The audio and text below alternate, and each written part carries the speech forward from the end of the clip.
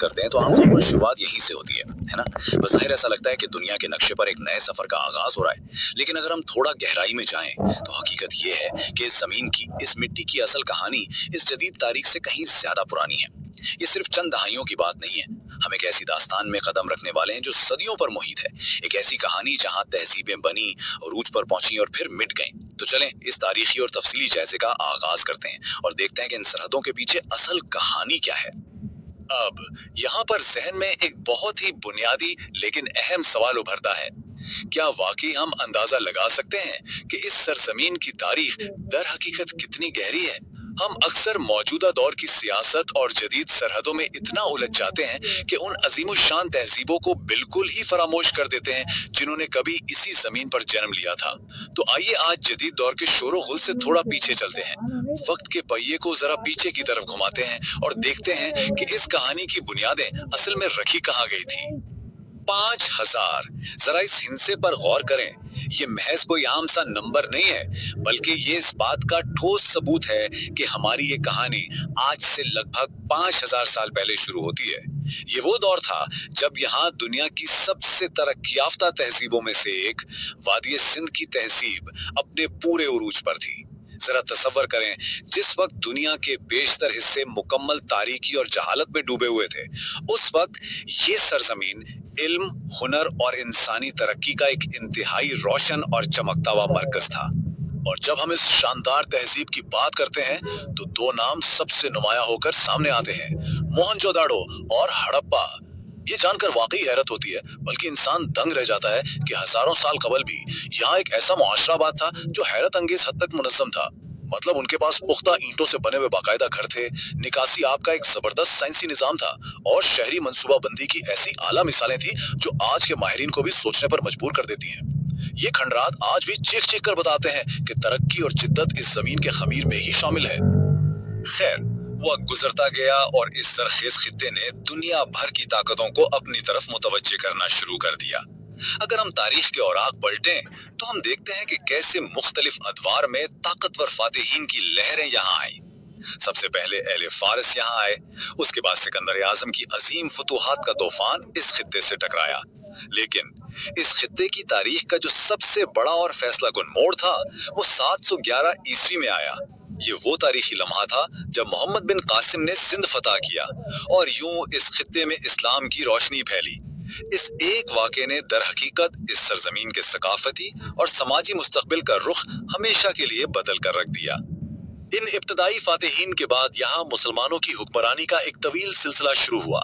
महमूद गजनवी, मोहम्मद गौरी और दिल्ली सल्तनत के अदवार आए और गुजरे, लेकिन तारीख का वो दौर जो सबसे ज्यादा तवज्जो खींचता है उसे हम बजा तौर पर एक सुनहरी दौर कह सकते हैं। ये मोगलिया सल्तनत का वक्त था। ये वो अरसा था जिसमें इस खित्ते ने फन तामीर, सकाफत, आर्ट और जबान के हवाले से वो बेपनाह तरक्की देखी जिसकी मिसाल इंसानी तारीख में कम ही मिलती है।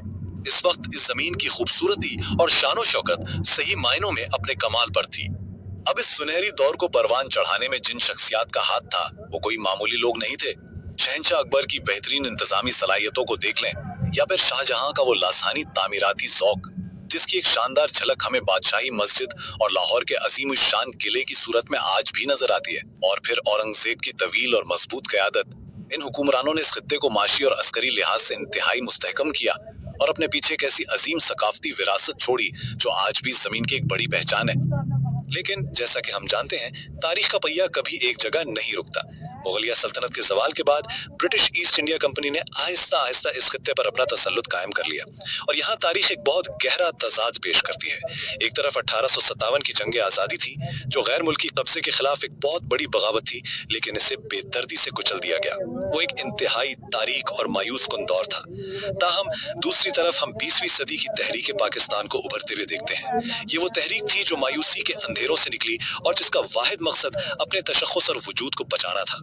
दरअसल 1857 की नाकामी ने ही मुसलमानों में इस एहसास को जगाया था कि अब एक मुनज़्ज़म और ठोस सियासी जद्दोजहद के बगैर बका मुमकिन नहीं है।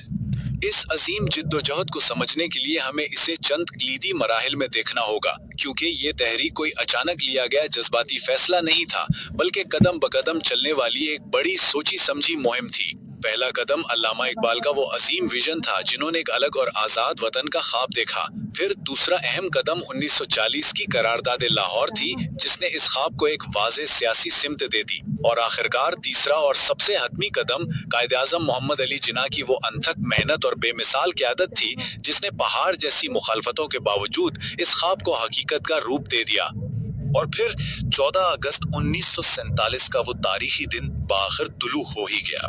लेकिन जरा इन अल्फाज की गहराई और वजन को महसूस करें। ये आजादी इतनी आसानी से नहीं मिली।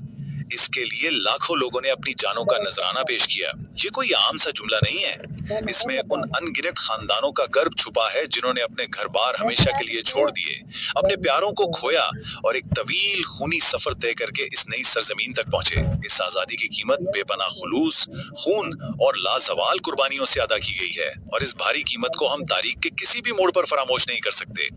लेकिन क्या आजादी मिलने का मतलब ये था कि तमाम आजमाइशें खत्म हो गई? बिल्कुल नहीं। दरहकीकत क़याम के फौरन बाद इस नौज़ायदा मुल्क को जिन चैलेंजेस का सामना करना पड़ा वो तसव्वुर से भी बाहर थे। कमजोर तरीन मुआशी ढांचे के साथ आगाज हुआ और फिर 1948 में ही बानी पाकिस्तान कायद आज़म मोहम्मद अली जिन्ना की वफात का हौलनाक सदमा बर्दाश्त करना पड़ा। और उसके बाद 1971 का वो इंतहाई तकलीफ दे साल जब एक गहरे सियासी और समाजी बहरान के नतीजे में मशरकी पाकिस्तान अलग होकर बांग्लादेश बन गया। ये वो गहरे जख्म और नाकाबिले तलाफी नुकसानात थे जिन्होंने इस कौम के वजूद को बुनियादों तक हिलाकर रख दिया था। लेकिन इतने बड़े तूफानों के बावजूद ये कौम मिटी नहीं। अगर हम आज के दौर की बात करें तो ये एक जदीद आलमी एटमी ताकत है। इसने बेपनाह सियासी निशेब फराज देखे हैं, जमहूरियत और फौजी अदवार का सामना किया है। और खास तौर पर अगर हम 2000 की दहाई के बाद का मंजरनामा देखें तो इस मुल्क में दहशतगर्दी के खिलाफ जंग जैसी इंतहाई तवील और खूनरेज आजमाइश का सामना किया।